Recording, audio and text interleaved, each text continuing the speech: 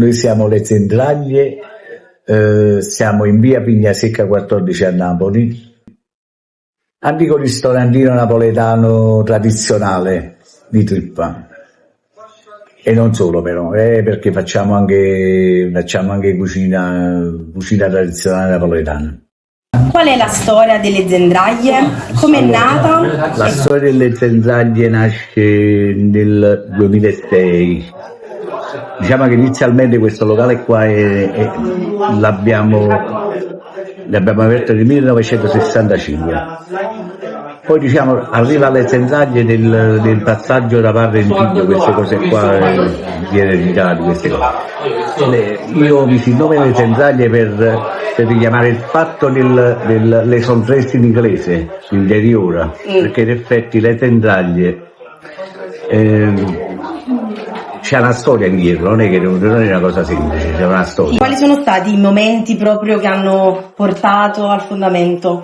Nel 2006 io feci la decisione di chiamarlo in questo modo, per riportare proprio all'antichità della trippa, perché in effetti la trippa è un piatto povero napoletano, va bene? Adesso diciamo che non è più povero, perché è un piatto che ha i suoi costi anche.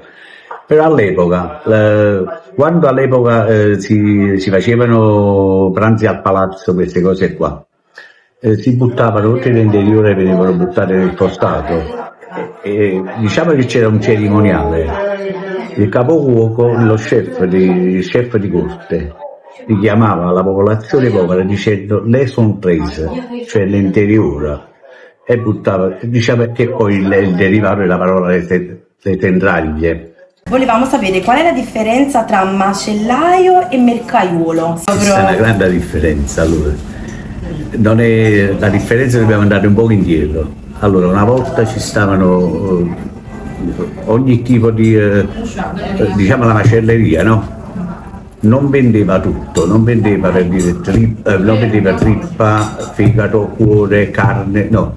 La macelleria vendeva la carne, il caprettaio vendeva la carne di capretto, poi ci stava il merciaiuolo che vendeva la carne di merce, che deve essere il quinto o quarto, cioè vendeva la trippa cruda. Diciamo c'era qualcuno che le vendeva anche cotta, poi vendeva lingua, cuore, mascarelli, tutte queste cose qua, tutte le interiori, tutto il quinto quarto lo vendeva il merciaiuolo. Era differente dal macellaio, la differenza era che il macellaio vendeva la carne, il merciaiuolo vendeva l'interiore. Poi ci stava il caprettaio che vendeva la carne di capretto, poi ci stava quello che vendeva la carne di cavallo. Ognuno aveva il compito di vendere qualcosa, non veniva vendito. Zentraglie è rinomata per la sua trippa, un piatto umile che è spesso citato anche nei testi di Matilde Serao. Ci racconta di più sulla sua preparazione e sull'importanza di questa pietanza nella cucina napoletana, cioè proprio come si prepara e quanto... Ma il fatto è che è molto semplice prepararlo, che a volte si vogliono fare delle cose, diciamo che il modo napoletano di fare la trippa con la salsa, per fare un esempio, si fa olio, pomodoro e trippa, basilico e stollo. Se poi andiamo fuori Napoli, per dire andiamo a Roma, iniziano a fare delle basette fatte un po' camodoloro, fatte con una salsa molto ristretta, invece la nostra deve essere molto fluida, la salsa non deve essere tirata, ma deve essere molto fluida per dare anche il fatto che chi la mangia può metterci il pane vicino, quando più pane ci può mettere, perché poi diciamo che è una pietanza che è molto digeribile. Qua la mangi ad un'ora di nuovo digiuno, allora deve essere accompagnata molto con il pane e deve essere molto liquida, molto fluida. Grazie. Quali sono tra le ricette più note per preparare la trippa? C'è la trippa con i fagioli, fatta con i fagioli, ma si può fare in tanti modi. In tanti modi. Poi ci stanno le insalate, si può fare l'insalata, diciamo una volta si faceva l'insalata di patate con la trippa. Veniva fatte patate, pomodori, però veniva fatte con la cipolla, patate, pomodori, cipolla, trippa, queste cose qua fatte così. Adesso diciamo che non si usa più. Adesso si fa più semplice. Così per fare l'insalata, per dire fare rucola, pomodoro, trippa, metterci 2 olive, il due lupini, queste cose qua. Ma ci vedi che è molto semplice, come deve essere quanto più semplice possibile. Se poi vogliamo fare tutte quelle cose che fanno gli chef per televisione, per far vedere, deve essere semplice, la cosa più semplice che può esistere. Che giustamente nasce umile, bisogna cucinarla anche in maniera con molta semplicità. umile. Perché la rippa con la salsa, se tu la fai la rippa con la salsa, ci fai olio, pomodoro, ci puoi anche non mettere l'aglio, puoi fare olio e pomodoro. È buono lo stesso. La fai cuocere 2-3 minuti, aggiungi la rippa, nel giro di 15-16 minuti arriva a fuoco, un po' di basilico parmigiano ed è finito. Un piatto più semplice di così, io penso che pure chi non sa fare nemmeno il caffè, una donna che non sa fare nemmeno il caffè, è un piatto che non potrà mai sbagliare, perché è semplicissimo. Oltre alla trippa, un altro piatto umile ma gustoso è il soffritto. Sì. Ci può dire quali sono gli ingredienti, come si prepara anche il soffritto? Allora, il soffritto viene preparato con il polmone di maiale, polmone, lingua, cuore, tutte queste cose di maiale, deve essere di maiale. Viene fatto soffriggere con la sugna. Una volta che è arrivata in cottura si aggiunge la salsa di peperoni. Salsa forte e salsa dolce. Bisogna sapere, a seconda, io vado ad occhio, ma a seconda della quantità per dire quanto se ne mette, quanto si bisogna mettere. Però è buonissimo, è un bel piatto quello. Come scegliete gli ingredienti per assicurarvi di mantenere la qualità dei vostri piatti? Cioè, secondo quale andate voi a fare la spesa? Come vengono scelti questi ingredienti per mantenere sempre la qualità e il prestigio dei piatti? Comprate sempre il buono. Il buono si guadagna con quello che con l'occhio e l'esperienza, immagino. Sapere quello che si compra. Cioè risparmiare non è guadagno, risparmiare è diffonderci. Sempre buoni ingredienti, cose cucinate con i prodotti buoni, il piatto viene sempre buono. Come avete mantenuto l'autenticità e la tradizione nella preparazione dei vostri piatti nel corso degli anni? Cioè, come è rimasta salda questa ricetta, come l'avete tramandata da generazione in generazione, immagino? La tramandiamo perché questo è il nostro lavoro, bisogna tramandarla per forza e bisogna essere rigorosamente, deve essere mantenuto rigorosamente. Cioè tu non puoi inventarti una zuppa di carne cotta differente da quella che può essere, la zuppa di carne cotta è quella, si fa in quel modo là, stop è finito. Perché poi se l'andiamo a cambiare non è più la zuppa di carne cotta, diventa un altro piatto, diventa un'altra storia, un'altra cosa, Perde la sua unicità. È logico, perde la tradizione. Dalle aziendali sono passate molte persone famose e gente comune. Potrebbe raccontarci qualche aneddoto con qualche persona famosa, qualcosa che ricordate di tanto tempo fa, ma anche di gente comune, una festicciola, qualcosa? Vabbè, ci sono tante cose da raccontare, però la festicciola, diciamo una cosa più bella che ricordo, ci fu a San Carlo ci fu un raduno di tenori, soprani, tutti questi artisti e venivano a mangiare qua e comunque però non erano persone di livello, ma bensì diciamo che erano di medio livello, però erano bravissimi e comunque quando venivano qua si sedevano, mettevano la tavola al centro qua che era piccolino, locale piccolino qui sopra. E comunque la cosa bella è che quando si mangiava poi cantavano. E la cosa che tutta la gente ci apprezzava, perché ci stavano dei ragazzi, però non erano ragazzi italiani, venivano da tutto il mondo. E ricordo c'era una la Bulgaria, che era una cosa strepitosa, che comunque è molto bello. E poi ci sono altri aneddoti. Gente che sono entrate che io nemmeno sapevo chi erano e poi per dire ho saputo che erano persone importanti, detto anche dalla gente che sta, ma tu lo conosci a quella persona? Io dico no, perché io non lo conosco. Allora, quello è il rettore dell'università, oppure quello è Tizio, quello è il giornalista Caio, cioè che c'è persone che io non conoscevo. E niente. Quindi il ricordo più dolce che lei ha è proprio quello No, il ricordo più dolce mio è il ricordo del mio locale. trattare tutti bene, per me non è stato mai non è che tu sei una persona importante vieni trattato differentemente da una persona normale, chi viene trattato nello stesso modo, devono mangiare tutti quanti bene, devono stare bene, tranquilli, quello è il nostro modo di lavorare. Qual è il suo consiglio per chiunque voglia esplorare la vera cucina napoletana?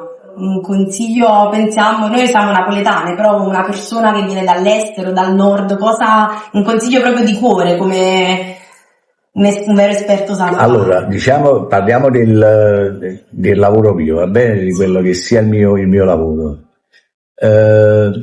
Non deve avere remore sui prodotti, non deve avere paura, cioè non deve vedere la trippa come una cosa che schifo.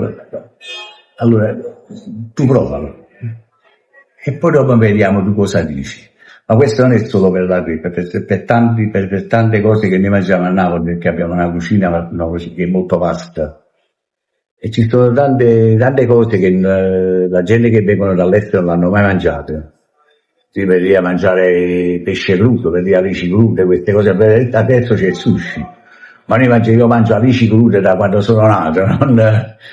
Non c'era bisogno di esatto.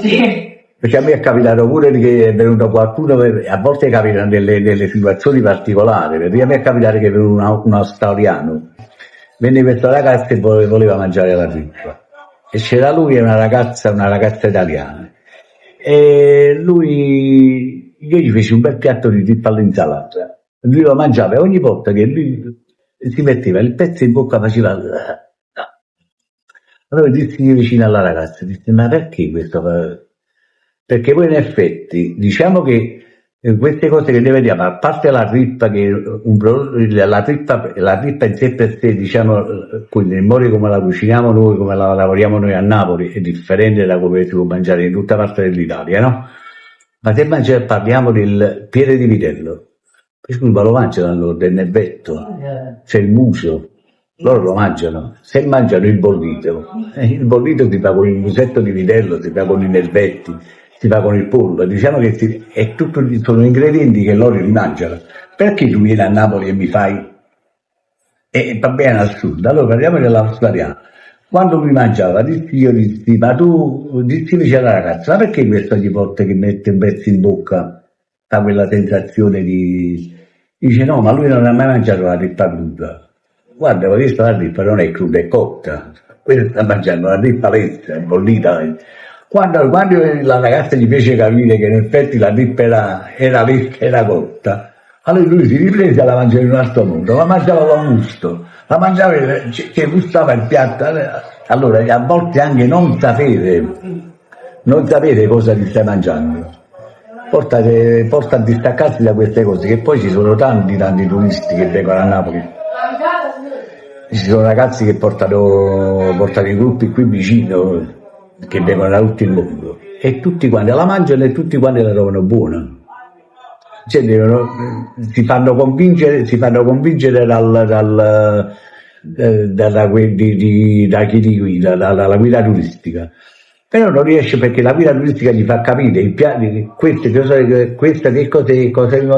cosa stiamo mangiando, proviamola, vediamo come. Allora deve informare anche loro un poco più, però una volta che la mangiano la trovano molto buona, perché a parte è molto buona e molto saporita, perché per chi non l'ha mai mangiata non può sapere come è saporita la trippa. Certo, perché ci sono dei pregiudizi. I pregiudizi, esatto, ma ci sono molti pregiudizi, perché già quando uno dice la trippa, a parte che diciamo che la trippa, se non si è abituati in famiglia a mangiare la trippa, se non si è abituati è molto difficile accostarci, poi quasi diventa più giovane. Mentre se in famiglia sei abituato a mangiare la trippa, tu la mangi con piacere. Una volta tutti quanti mangiavano la trippa, una volta a Napoli non esisteva un napoletano che diceva a me la trippa non mi piace, non esisteva proprio, e se ne vendevano a quantità, non hai idea, si ne vede a tonnellate, se ne vendevano. Adesso è molto più stop dalla vendita, diciamo che è una vendita più di sfizio, invece prima era una vendita proprio per mangiare. Immagina che adesso viene una persona qua per dire 3 persone di famiglia per dire mezzo chilo di trippa. Una volta 3 persone di famiglia pigliavano 1,5 kg. Immagina come mangiavano. perché no, perché era un piatto, la mangiavano perché però era un piatto unico. Quando si fa la trippa con la salsa, cioè tu non puoi abbinare per dire un piatto di maccheroni e dopo fare la trippa con la salsa, no. È un piatto unico, viene mangiata la trippa con la salsa e scoop. Nasce e muore così. Sì, no, perché poi deve essere accompagnata con il pane, perché poi diciamo che al momento che la mangi ti sazia molto, quello il problema è dopo, perché è molto digeribile la trippa, a confronto di quello che si può pensare, con rispetto a quello che si può pensare, così, ma la trippa è molto molto digeribile. Infatti è molto digeribile, non contiene colesterolo, è un piatto sanissimo, è un piatto molto buono comunque. Quindi il consiglio che lei dà è quello di assaggiare e non partire con i pregiudizi. Senza pregiudizi, assaggiarla senza partire con i pregiudizi. Una volta provata, poi si dà io quando vado all'estero e provo qualcosa, ho girato tanto, ho provato, ma io non ho mai detto che è schifo, cioè non ho mai fatto, no, se la mangi tu la posso mangiare anch'io, però voglio vedere tu cosa ti stai mangiando. La provo, se mi va è di gradimento mio, dico ok, mi sta bene, la voglio mangiare anche io, non mi va, non mi va.